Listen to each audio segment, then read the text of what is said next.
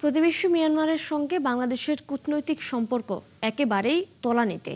যেই দেশটির সঙ্গে বাংলাদেশের নিরাপত্তার প্রশ্ন জড়িত, সেই দেশের সঙ্গে কূটনৈতিক সম্পর্ক না থাকার দায় আছে বিগত সরকার দুটির। ফলে রোহিঙ্গা সংকট সহ কোনো বিষয়েই দেশটির সঙ্গে আলোচনা হচ্ছে না। এদিকে দুই দেশেই গঠিত হয়েছে নতুন সরকার।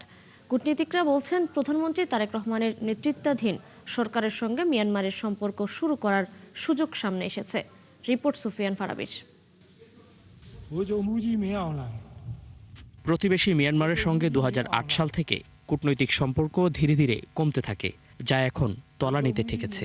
দেশটির অভ্যন্তরে সৃষ্ট রোহিঙ্গা সংকটের বোঝা বয়ে বেড়াতে হচ্ছে ঘনবসতিপূর্ণ বাংলাদেশকে। সীমান্তে গোলাগুলিতে কেড়ে নিয়েছে অনেক বাংলাদেশির প্রাণ। অন্যদিকে মাদকদ্রব্য ঢুকছে প্রতিনিয়তই, যে কারণে দেশে বেড়েই চলছে ইয়াবা সেবীর সংখ্যা। 72 ঘন্টা ময়েশ্চার লক সমৃদ্ধ লিলি বডি ওয়াশ, শিয়া বাটারের গুডনেস স্কিন রিপেয়ার করে রাখে সফট ও গ্লোয়িং। সংকট যখন নিত্যদিনের, তখন দুই রাষ্ট্রের আলোচনার একমাত্র মাধ্যম কূটনীতি থমকে আছে। অং সান সুকির নেতৃত্বাধীন সরকারের পতনের পর সেনা তত্ত্বাবধানে হয়েছে সাধারণ নির্বাচন, গঠিত হয়েছে নতুন সরকার, আর সেই সরকারের রাষ্ট্রপতি হিসেবে দায়িত্ব নিয়েছেন সাবেক সেনাপ্রধান। দুদেশেই যখন নতুন সরকার, তখন কূটনৈতিক সম্পর্ক এগিয়ে নেয়ার প্রতি জোর দিলেন মিয়ানমারে বাংলাদেশ মিশনে কর্মরত সাবেক এই সামরিক কর্মকর্তা। সম্পর্ক তলানিতে যাওয়া, সেগুলি কোনোটাই আমাদের জন্য, কোনো সরকারের জন্য ভালো একটা বার্তা বহন করে না।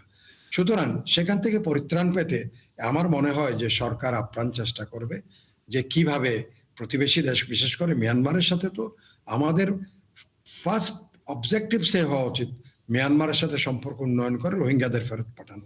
সাবেক এই রাষ্ট্রদূতের মতে, দুই রাষ্ট্রের মধ্যে বন্ধ থাকা আলোচনার সম্পর্কের দুয়ার খুলতে হবে, নইলে রোহিঙ্গা ও মাদক পরিস্থিতি আরও খারাপ হবে। বাংলাদেশে যারা আছে তাদেরকে রিপ্যাট্রিয়েট করা হবে, প্রত্যাবাসন করা হবে, এবং তোমাদের দিক থেকে আমার এই দিকে আর কেউ আসবে না নতুন করে।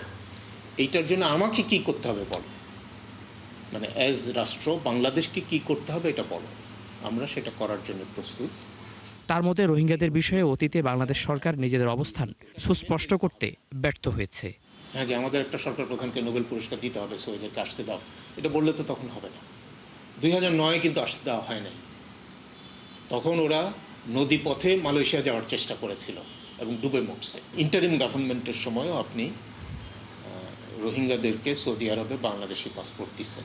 আপনি তো আচরণে সমস্তভাবে প্রমাণ করছেন যে তারা আপনার লোক। আলোচনার টেবিলে এসব বিষয় মেনে নিয়েই দুদেশের সরকার প্রধানদের দ্রুত সময়ে রুদ্ধদ্বার বৈঠকের পরামর্শ তার। সবচাইতে মোক্ষম উপায় হলো 1-on-1 মিটিং করা, অর্থাৎ মিয়ানমারের রাষ্ট্রপতির সঙ্গে আমাদের সরকার প্রধান তার মিটিং করা 1-on-1। কারণ আপনার যদি একাধিক লোক থাকে তাহলে আপনি মনের কথা কখনো বলতে পারবেন না।